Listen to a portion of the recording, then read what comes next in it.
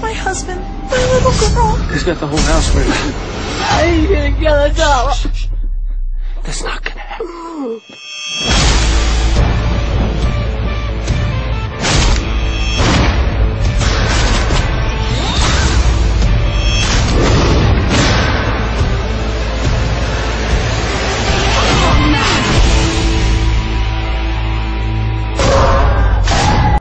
Hey everyone, it's Corey from the Movie Guys, and Mark's back finally. Hey.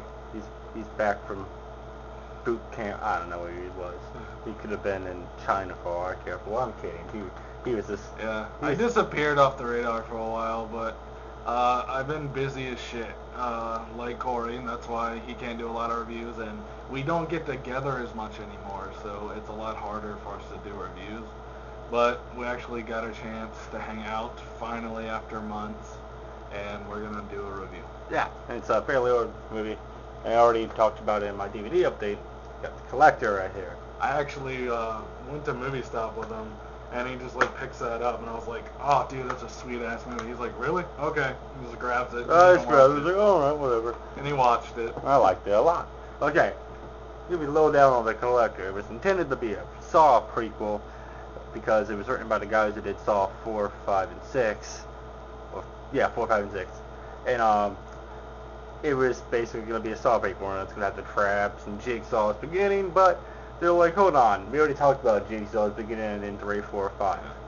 And needless to say, thank God they didn't make it into a Saw thing. Because that'll be 8 Saw movies. Because this on its own is better. Is a very good movie. It had a really good outline, good plot. For the gore wasn't like super over the top. It was kind of like a tastefully done kind of gore. It's like not too much, not too little, just enough to give you that holy shit kind of factor. And the acting was pretty good. I mean, most horror movies acting sucks, but the main guy in the movie I really liked, and I like the fact that the villain didn't talk. Kind of mumbled a little bit. Yeah, mumbled, but you can't really know. But okay, anyway, well, the plot is basically about a guy named Arkin, who's a kind of run-of-the-mill, kind of like down-his-luck guy, and he's basically... He was a thief, wasn't he? He's kind of like a con artist slash thief. Yeah. But he needed to get money to help his wife or girlfriend, and didn't really explain, get out of loan sharks. So he was sent to a house. Yeah, he got hired or whatever for a contracting position. But he was sent to a house to get a certain jewel from a house. So he played a security guy and put security all around the house, so he knows everything, all the ins and outs of the house. So after that, he promises he'll give the guy the stone by 12 a.m. So he goes to the house, and what do you know? Someone's already in the house. It turns out they're like rich people. The dad does something like really important. Yeah, so that's why he was sent to go get the jewel. Yeah, he was sent there because the dad's like really important. I think he deals with jewels or something. Yeah, that's why the loan shark sent him there. Yeah, and then it turns out when he goes there, there's already someone in the house. And trapped the house. Yeah. But the thing that makes it a lot cooler is that he doesn't know anyone else. You know that person's in the house, but he doesn't know till a little bit into the movie. So he's just kind of doing his own thing, and it keeps cutting back to him and the masked guy, and like your tension's building up, and you're like, you're like, get the fuck out of the house, dude. I know you're stealing it, but you're kind of cool. Just get out. And all the while the guy has no idea, so that brings tension up to the point where he finally does realize it. It's like, holy fuck, because then it turns out not only that, but the family's at the house. So he has to either take the jewel in book, or he helps the family. And like the good-natured guy, because earlier in the film, he's not really a robber. He does. He's down on his luck. Yeah, he does it for his family. It's not like he's this hardened criminal. He's a guy that has a heart. The whole reason he's robbing is to help his family out. So. Yeah, but later in the movie, he helps the family, and you can tell that he doesn't want to do it, but it's in his nature, and he does it, and he's a good Samaritan. Even though he's scared. But it was really good. You know, the tension was well written and acted. You know, the guy Josh Stewart, who kind of looked like a really fugly Edward Norton in my opinion, but he's not really a well-known actor. I mean, latest thing he did was that superhero show with Yeah. Michael Chiklis. He played some guy. I know he was in it. But Um, it's a shame because he's actually pretty good. in He's this actually movie. not bad of an actor. And we're totally forgetting the stars of the film, which is the Traps. Yeah, the well, I guess his traps are stars of the film, but these are actually the guy who directed. Awesome. Yeah, they are awesome. The guy who written, directed, and produced this, he didn't produce. He written and directed. My bad. But he intended for all the traps to work and all the traps to be real.